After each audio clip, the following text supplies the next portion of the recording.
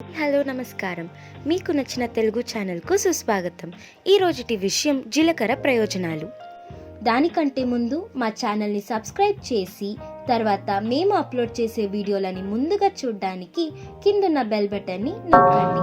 ఈ వీడియోలో మీకు జీలకర్ర తినడం వల్ల కలిగే ప్రయోజనాల గురించి తెలుపుతాము.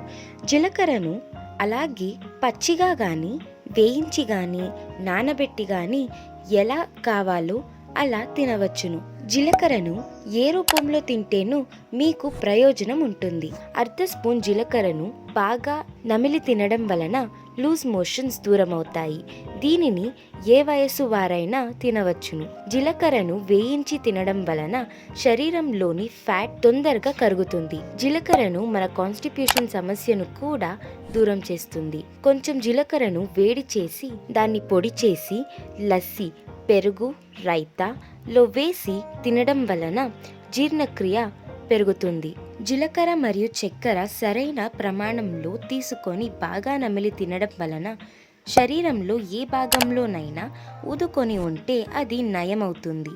కానీ గమనించాల్సిన విషయం ఏమిటంటే దీనిని తిన్న అర్ధ గంట వరకు మీరు ఏమీ తినకూడదు. శరీరంలో ఊదుకొని ఉండే దానికి అది తగ్గే వరకు వాడవలసి ఉంటుంది. ఎందుకంటే ఇది నిదానంగా పనిచేస్తుంది. దీనిని తినడం వలన గ్యాస్ ప్రాబ్లం పూర్తిగా పోతుంది. మా వీడియో మీకు నచ్చినట్టయితే లైక్ చేయండి, సబ్స్క్రైబ్ చేయండి, ఫ్రెండ్స్తో షేర్ చేయండి. మళ్ళీ సరికొత్త వీడియో చిట్కాతో మీ ముందుంటాను. అంతవరకు ఉల్లాసంగా, ఉత్సాహంగా, ఆరోగ్యంగా ఉండండి. ధన్యవాదాలు.